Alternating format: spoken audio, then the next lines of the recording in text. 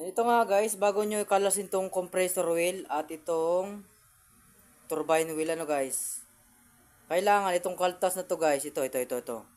Ayan, nakikita nyo yan. Ay katapat nitong may kaltas din Hindi siya. Hey guys, welcome back to my YouTube channel at panibagong tutorial naman to guys. Ay tuturo ko sa inyo guys, ito guys. Mag-overhaul tayo ng turbo engine guys. At pasensya na guys, at ngayon na lang ulit tayo nakapag-vlog. Ito guys At papakita ko sa inyo kung ano yung tamang modelo nito guys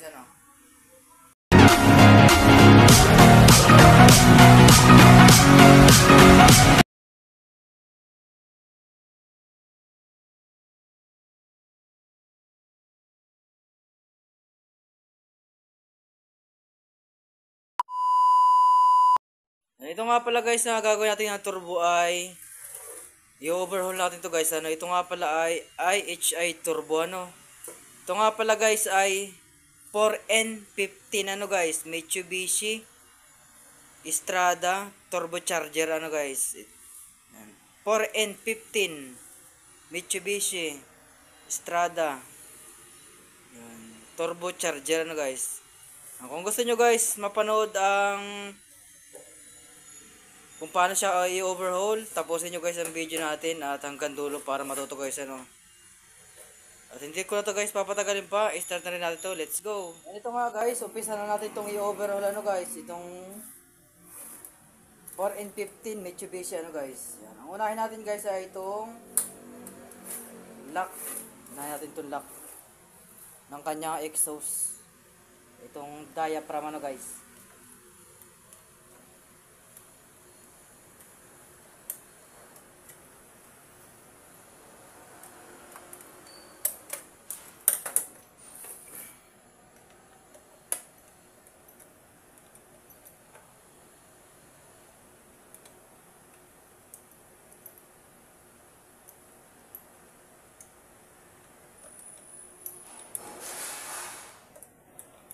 Tapusin nyo guys hanggang dulo para matuto kayo kung paano siya i-overhaul. Napaka lang nito guys, napaka basic lang guys.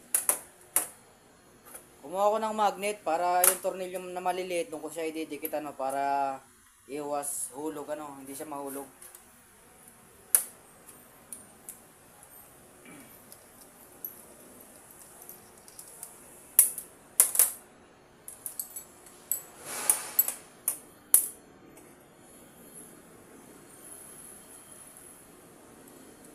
Ito nga pala guys, ito kanyang exhaust ay meron siyang pin. May pin yan. Kahit hindi na siguro lagyan ng marking tanda. Meron siya guys pin.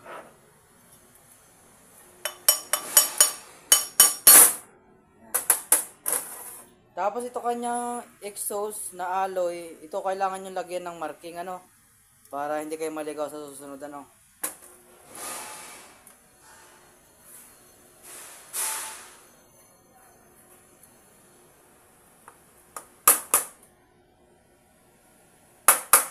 Nilagyan ko lang siya guys ng marking guys.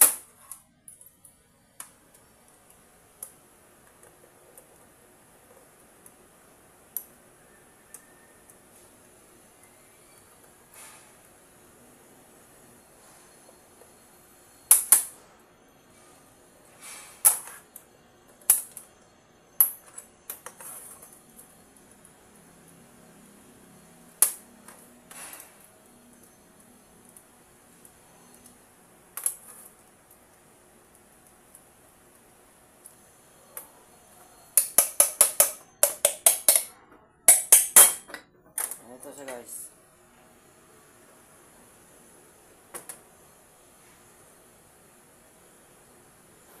Ito nga pala guys, ituro ko sa inyo kung paano yung tamang position nito guys Nakikita nyo ba yung kaltas na ito guys? Ayan, may kaltas siya sa ibabaw. Ayan Yan, tapos ito may kaltas din sa ilalim. Ito guys, yung kanyang compressor wheel ayan Dapat pagbabalik ninyo guys, itong kaltas na to ay katapat nito.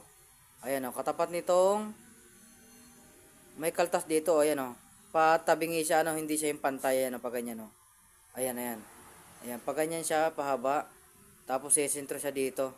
Ayan, yan sa gilid na to Ayan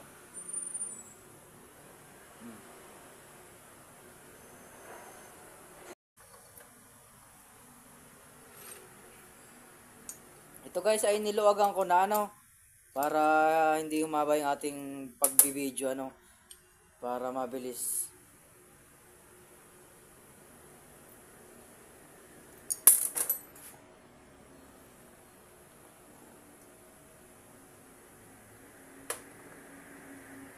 Tapos konti lang, itutuktok lang natin na konti, mahina lang para umangat. Yan. So guys. Yan guys, oh, puro carbon guys.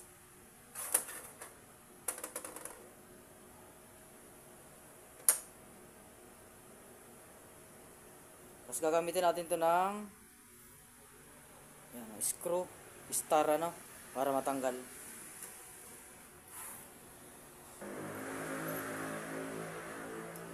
Tanggalin natin guys yung kanyang tornilyo na ito guys, oh. Flower, ano, flower.